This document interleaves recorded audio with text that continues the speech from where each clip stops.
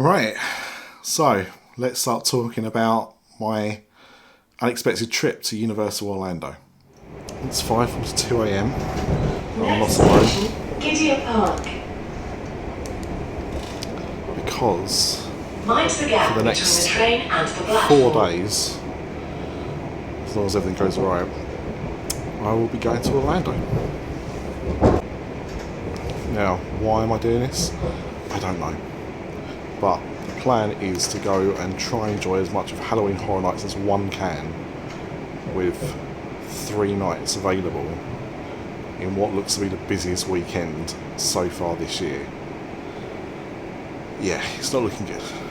But I'm going to try and have fun and show you as much of Halloween Horror Nights and Universal as I can in that time. So I'm now at the airport.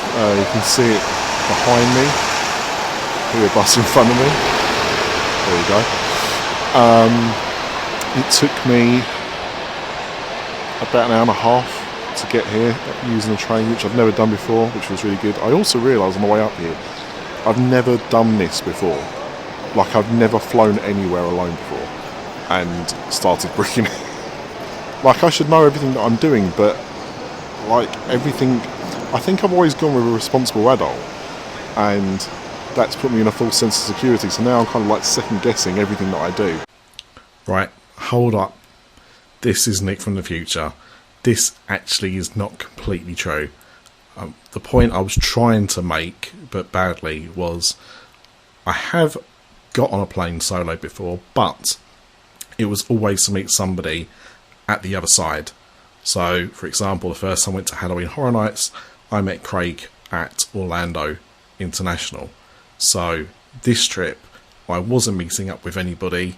This was everything I had to do by myself, and that's the point I was trying to make. Apologies for the confusion. And that actually is part of the reason why I wanted to do this trip, because in a weird way, because I've never done it before, and you know, I had a recent diagnosis for ADHD and autism, and you know, I noticed the amount of things that I kind of rely on other people that I just follow. So this is going to be a unique trip because it's just me. I've got to do everything myself. 4 days just being alone, and it's going to be a bit of a challenge, I think. Hope not too challenging, but it's going to be interesting doing a holiday in a different way. Certainly, you know, I've done Universal parks before, but never like this, so it's going to be interesting. So what am I doing? I'm flying out on the 22nd of September. I fly home on the 25th of September in the evening. I arrive today in Orlando, scheduled to at least, at 3 local time, and I'll be leaving on the 25th at 10 to 9 local time, getting back on the morning of the 26th of September. So it's a short trip, it's a quick trip. Because of the time I'm getting to Orlando, I will be going to Halloween Horror Nights tonight, but I won't be able to make stay and screen even. Which is going to be a bit of a shame, but it is what it is. I'm expecting tonight to be very busy, because Fridays generally are anyway. But also adding to the fact that I can't do stay and screen. I will be able to Saturday and Sunday though, so be a bit of a catch up. I've got tickets for the parks for the time that I'm here. I'll talk about that more later. So I am planning to spend time in the parks during the day. I've also got to try and do some shopping at some point. I'm staying at the Vanity Palms, which is a hotel on iDrive located just near to Surfside, Endless Summer. So, well, according to the map anyway, it's on the same kind of like bit of land, same area of land, whatever. So that's my kind of distance. It was the nearest I could get because I literally booked this trip a week ago, 10 days ago. So not literally a week ago, 10 days ago. And by that point, all the Universal on-site hotels are fully booked, so I couldn't get in at all. So this hotel, distance-wise, it says it's just over a mile, about a mile and a half. Looks to be in a good area, so we'll see what happens. Like, I've not stayed in my drive since 2007. Oh no, I did stay a couple of nights in 2010, that's a lie. But yeah, it's going to be interesting doing that as well. And also, what I'm going to be doing on this trip is documenting what I eat, because obviously I don't eat meat, so that gives me different options of what food to eat.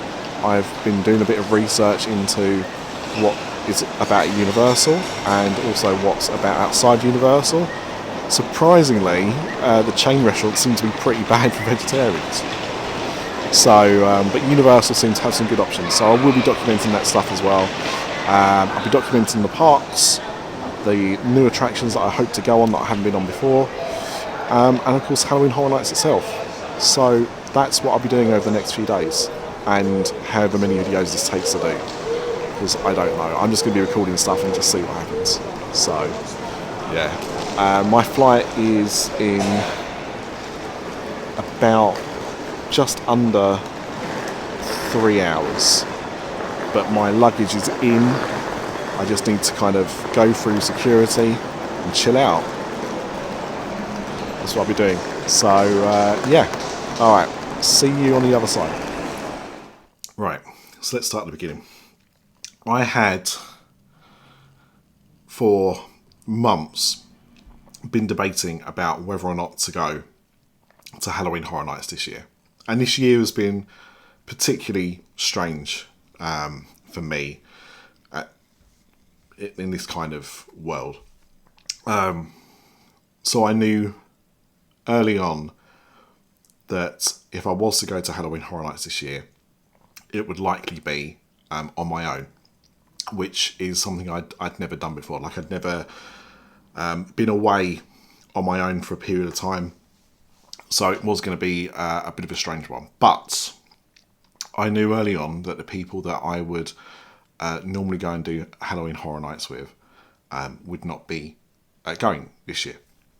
So that was my option, was if I was to go, it would be solo. And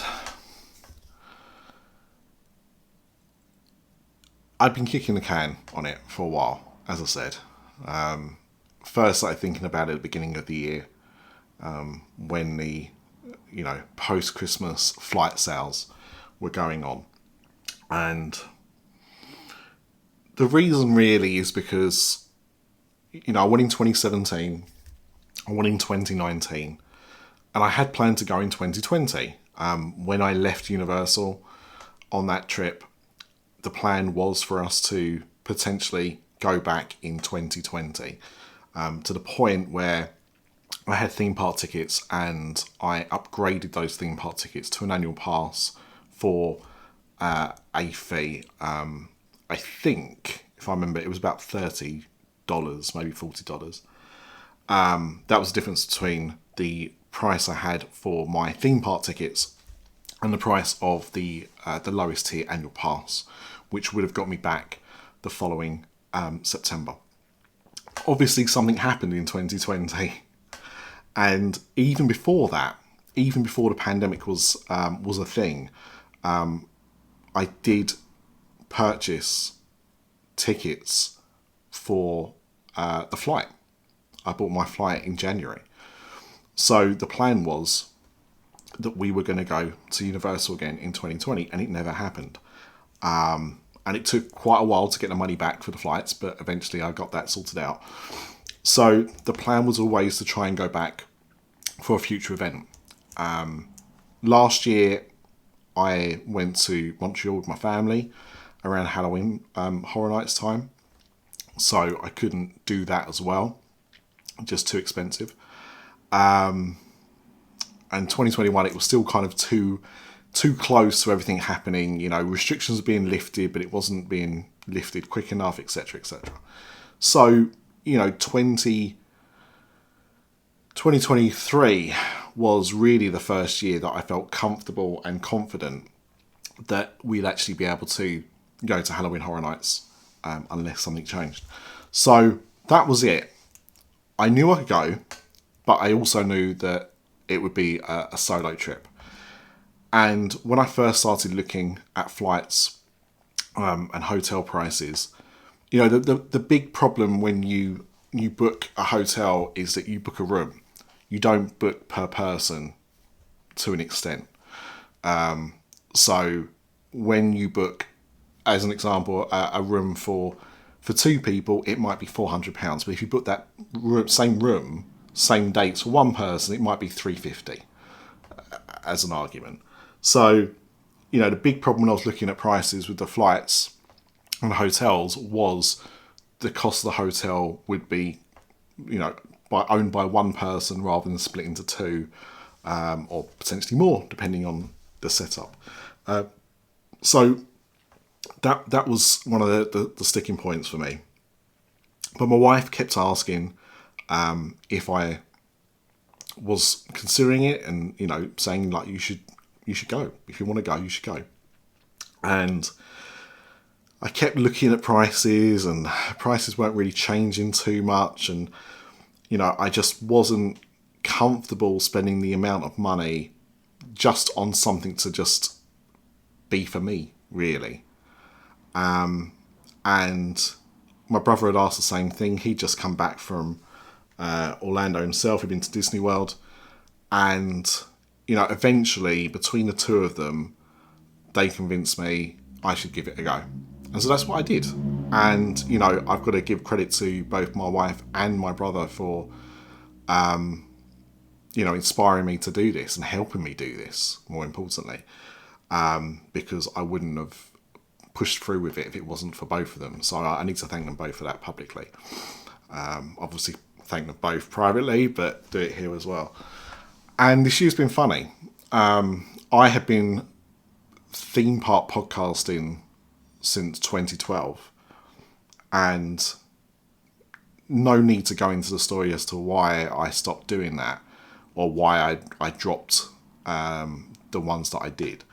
But it was hard. It was really hard for me. It was something that I'm a man of routine. I love to know what I'm doing, and, you know, theme parks are something that I really enjoy talking about. So, you know, for me to give those up was really hard, and it's a decision that I think I've come to terms with.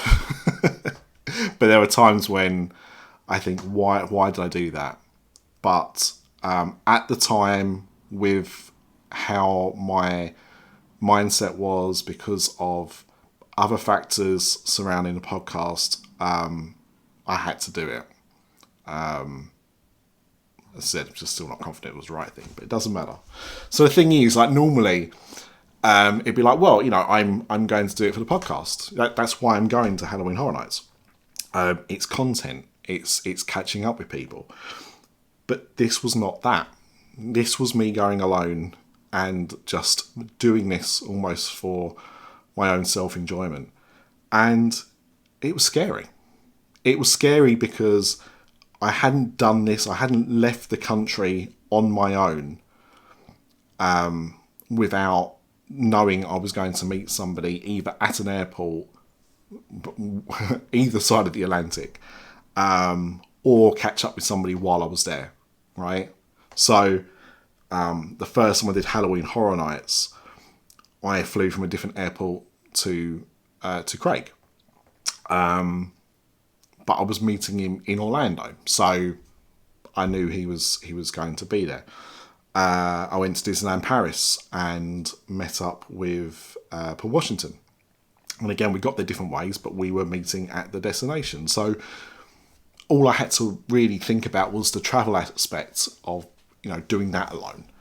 But this was, you know, 4 days of me just being by myself. Would I be able to cope? And that really was kind of part of the challenge. So in these videos, I'm going to discuss what I did, why, and how I experienced Halloween Horror Nights.